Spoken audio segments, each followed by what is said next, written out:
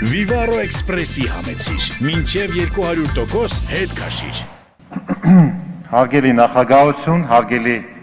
գործընկերներ, հրավիրյալներ, քաղաքական ուժերի ներկայացուցիչներ, նաև ես հատուկ ուզում եմ ողջունել այսօր այս դահլիճում գտնվող քիչ առաջ ավարտվեց Ոսկեզօծ դահլիճում Արցախի Հանրապետության ազգային ժողովի պատվիրակության հետ հանդիպումը։ Ես հատուկ ուզում եմ ողջունել Արցախի Հանրապետության ազգային ժողովի ֆինանսա-բյուջետային եւ տնտեսական հարցերի հանձնաժողովի նախագահ պարոն Արտուր Հարությունյանին, խնդրում եմ ողջունենք եւ հույս հայտնում անպայման, որ Արցախի ազգային ժողովի եւ Հայաստանի Հանրապետության ազգային ժողովի համագործակցությունը այս նոր փուլում մի նոր մակարդակի անպայման կբարձրանա եւ մենք իսկապես մեր երկու հայկական հանրապետությունները միասնական կտանենք զարգացման նոր ուղղությամբ։ Հիմա հարգելի գործընկերներ, կոնկրետ թեմայի հետ կապված նախ ես ուզում եմ ասեմ, որ մեր գործընկերները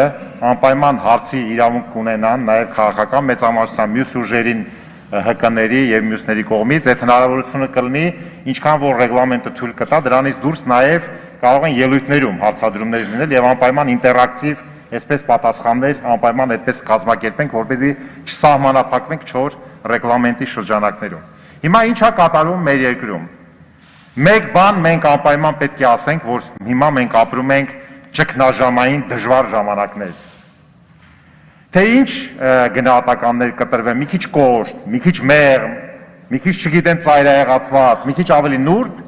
կարևորը նա է, որ մարդը Հայաստանի Հանրապետության քաղաքացին սկսի լավ ապրել եւ չտուժի, կամ շատ քիչ տուժի։ Հիմա մենք ինչ ունենք այս պահին։ Մենք պետքա չափելի խոսենք։ Մի քիչ ես մի քանի թվեր ասեմ, ինչքան հիշողությունս չի դավաճանում, մեր համախառն ներքին արդյունքը մոտավորապես պայմանական ասենք, որ 6.5 տրիլիոն դրամ է կամ 14 միլիարդ դոլարի սահմաններում, նաև այս վերջի անկումները հաշվի առած, դրա մասին կխոսեմ։ Հիմա ես միշտ ասել եմ սրա մասին, պետք է ասեմ, որ մենք գտնվում ենք այն փուլում, երևի պարոն Երիցյանը իր ելույթում կասի, որ վարկերի տեսակարար կշիռը համախառն ներքին արդյունքում աննախադեպ բարձր ցուցանիշի է հասել, այս թվերը հենց այնպես չենք ասում։ Ունենք մոտ 6.4-6.5 տրիլիոն դրամ ակնկալինք համախառն ներքին արդյունքի եւ ունենք մոտավորապես 4 տրիլիոնի մոտ մենք ունենք վարկեր ներարկված տնտեսության մեջ, որից 3.6 տրիլիոնը, պարոն Երիցյան, 3.6 տրիլիոնը բանկերի կողմից տրված վարկերն են եւ մոտավորապես 4-500 միլիարդ դրամը վարկային կազմակերպությունների, այսինքն երբ խոսում ենք վարկային կազմակերպությունների մասին, մի հատ դրա տեսակարար կշիռը փորձենք գնահատական տանք, թե ինչքան է բանկերի կողմից տրված վարկերի մեջ։ Ուրեմն 4.41 տրիլիոն դրամ, որից 3.6-ը բանկերի կողմից, այսինքն 17 բանկը տվել են մոտավորապես միջինի 7 միլիարդ դոլարից ավելի վարկային ռեսուրսներ։ Այսինքն հանրապետության կյանքում, հանրային կյանքում վարկերի նշանակությունը շատ մեծացել է։ Լավ է թե վատ է դա։ Տարբեր վերսաններ կան։ Ընդհանուր առմամբ տնտեսական կյանք, հանրային կյանքում վարկերի ներարկումը ես չէի ասի վատ է, բայց այնպիսի վարկեր պետք է լինեն, որի տակից ժողովուրդը դուրս գա։ Վարկը չպետք է լինի նենց, որ ի վերուս դատապարտված լինի այդ բիզնեսը։ Ստեղից մի եզրակացություն, որ երբ որ բանկերը որոշակի տոկոսներով վարկեր են տալիս, իրանք պետքա լուրջ վերլուծություններ ունենան, թե տնտեսական կյանքում, տարբեր ճյուղային ոլորտներում ինչ շահութաբերություններ կան մեր երկրում։ Լավ շահութաբերությունները, միջինը, ցածրը թե ինչ է, որպեսզի իմանանք, որ երբ որ դու վարկ ես տալի, տեսեք, պարզ բան եմ ասում, վարկ ես տալի, դատապարտում ես այդ վարկառուին միանգամից, որովհետև շահութաբերություն չի ունենալու, թե հակառակը ինքը որոշակի լավ կյանքի ապագայա կանխատեսում։ Դե կարակ միանգամից ասեք ախպեր ջան, դու քո ռիսկը վարկ ես վերցրել, մտածեիր ինչ վարկ ես վերցրել, չմտնեիր այդ վարկի տակ, այդ դեպքում հարց առաջանում, բայց կյանքը կարող է կանգ առնի առանց այդ վարկերը վերցնելու, թե մենք բնականon շատ երջանիկ կարող ենք առաջ շարժվել։ Սա է միտքը։ Այսինքն վարկային քաղաքականության մեջ պետք է լինի գաղափարախոսություն։ Այդ գաղափարախոսությունը ես չեմ ուզում պաթոսով բաներ ասեմ, պետք է լինի անպայման հայրենասիրական, ոչ, բայց դա պետք է լինի ողջամիտ։ Ողջամիտ հարաբերություններ պետք է լինեն, որ պետք է իմանանք, որ վարկը տալիս ես, դրատակից վարկարուն դուրս է գալու։ Հիմա տեսնենք այդ վարկերի կառուցվածքը, ասացի մոտավորապես 4 տրիլիոն դրամ, մի քիչ լավ է։ Ինչ է դրա մեջ մտնում։ Օրինակ կարակ հարց տա բիզնես վարկերի կշիռը, սպառողական վարկերի, մոտավորապես 1 տրիլիոնը դրանք սպառողական վարկեր են։ Այսինքն վարկ, որը տվել ենք ապրելու համար։ Ուսման վարձ է վճարում, բուժման համար է վճարում, չգիտեմ, ֆորս մաժոր է, չի կարում ապրի, հա։ Այսինքն սնունդ է առնում նույնիսկ, այսինքն պրոբլեմ կա տեղ։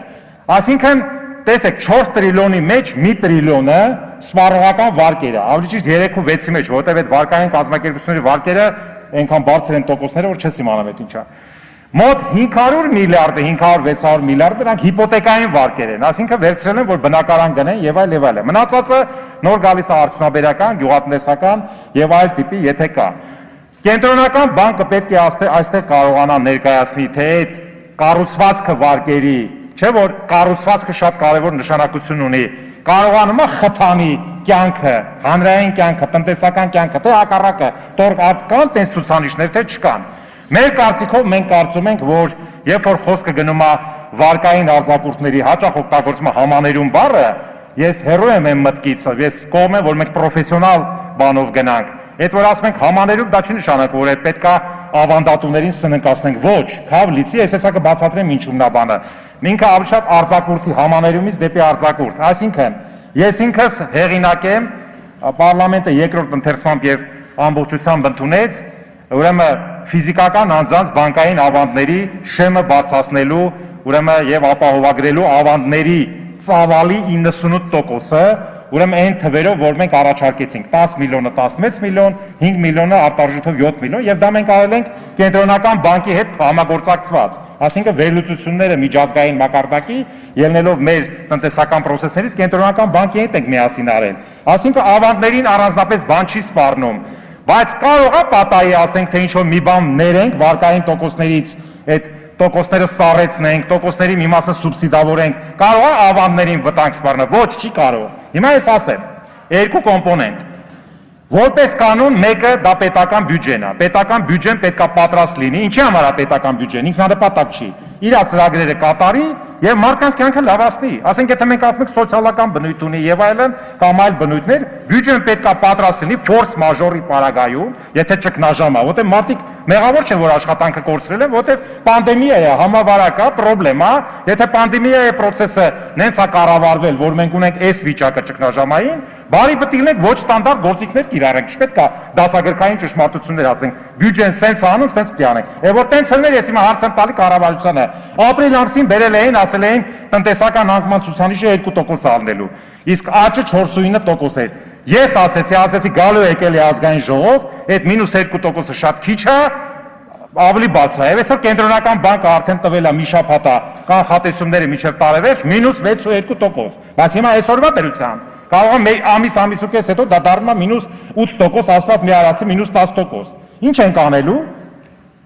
Կամ հարկային մուտքերը տվելա, որ կրճատվում է -12%։ Նշանակում է պետք է այդ բյուջետային ռեսուրսը նենց կառավարենք, որ հիմնական գերակայությունները ինչ որ տված է, օրինակ աշխատատեղեր չփակվեն, շատ մասսայական, հա, աղքատությունը շատ չավելանա, հնարավորինս զսպենք եւ ճիշտ է իհարկե արված, որ վերաֆինանսավորման տոկոսադրույքը այսօր կազմում 4.25%, այսինքն փողը էժանացրել է, ճիշտ է արել։ Փողը եթե թանկացնես, պրոբլեմ է, այդ փողը ոչ մեկ չի վերցնի։ Այսինքն մենք պետք է հասկանանք այդ միտումները տնտեսության մեջ, կենտրոնական բանկը շատ լավ վերլուծական կարողություններ ունի։ Առանց պանդեմիայի էլ միջև համավարակը շատ համակարգաստեղծ ձեռնարկությունները վաճառվում էին Հայաստանում։ Ինչի են վաճառվում, չեմ ուզում անուններ ասեմ, էներգետիկայի ոլորտում, հեռահաղորդակցության ոլորտում, որտեղ շահութաբերությունը ընկել էր այստեղ Հայաստանում, առանց այս համավարակի էլ։ Իսկ այդ դրանք խոշոր կորպորացիաներ են, վաճառում են, այդ փողը տեղափոխեն ուրիշ տեղեր, որտեղ շահութաբերությունը 2-3% էլ բարձր լինի, իրանք տեղափոխում են ուրիշ տեղ։ Այսինքն սա է եղել ժամանակին այս վերլուծությունը ստեղծի ներկայացի վարկը տալիս են, ինչ շահութաբերություն կա, ողջամիտ բիզնես անելու, ինչ շուկա ունես, ինչի առաջ ես կանգնելու։ Դրա համար երբ որ մենք ասում ենք, մասամբ կարող է բանկերի շահութաբերությունը մի փոքր ընկնի, Թե ոնց են կարգավորում դա երկրորդ հարցն է։ Պարտադիր չի որ սպրեդը ելնի, չգիտեմ, այսքան տոկոս։ Չնայած կարան հիմնավորեն, որ ոչ, մենք այդ սպրեդը 4%-ը կամ 3%-ը կամ 5%-ը, եթե միած զերտանք դրան, ապվալ կլինի։ Իսկ ով է ասել, որ կլինի։ Եթե ժամանակին 10% էր վարկի, բանը ավանդի եւ վարկի տոկոսի ընդունենք իջելա 5% կամ չգիտեմ քանի տոկոս։ Չենք կարող կես տոկոս կամ մի տոկոս այդ սպրեդից իջացնենք, որպեսզի ոչ ավանդատուն դուժի, ոչ վարկառուն։ Եվ իհարկե նաև բյուջետային գործիքը, որ ինչ որ մասնակի բյուջետային գործիքները պետք է նայել այս առումով եւ ես չեմ ասում բոլոր վարկերը, բայց վարկերի կառուցվածքը ճիշտ ուսումնասիրելով հասցեական սուբսիդավորում անել, ուզում եք դրեք արձակուրդ, ուզում եք դրեք մի այլ բան, դրանից էությունը չի փոխվում, բայց որ պետք է մենք չթողենք փակվեն աշխատատեղեր, չսննկանան մարդիկ, դրա համար ուրիշ գործիքներ են կարել։ Սննկաշման շեմը բարձրացինք 1 միլիոնից 2 միլիոն, արգելադրումը 500,000-ից ուրեմն 1.5 միլիոն, դույժերը ապարքների հարկերի կրկնակի կիսեցինք օրական, այսինքն ընդհանուր ուրեմն 3 երեխայի դեպքում, 5 երեխայի դեպքում բերեցինք այդ 1 միլիոնը, 1.5 միլիոնը ասացինք միանգամից տանք հուլիսի 1-ից, որ այսինքն բոլոր տիպի գործիքները պետք է օգտագործվեն, որպեսզի մենք կարողանանք զսպենք այս համավարակի պրոբլեմատիկան։ Իհարկե ասելիքները շատ է, մենք պատրաստ ենք քննարկման, բայց ես կարծում եմ, որ մեր քաղաքական ուժը եւ Գագիկ Ծառուկյանը եւ մեր քաղաքական թիմը շատ հստակ մեսիջները ուղղորդել է։ Կա ցանկություն այդ մեսիջները վերցնելու, դրան տալու մարդկային կերպարանք առաջ շարժվելու։ Մենք միասին կշարժվենք առաջ։ Չկա ցանկություն, այդ դեպքում երկիրը կգնա ոչ ճիշտ ուղղությամբ,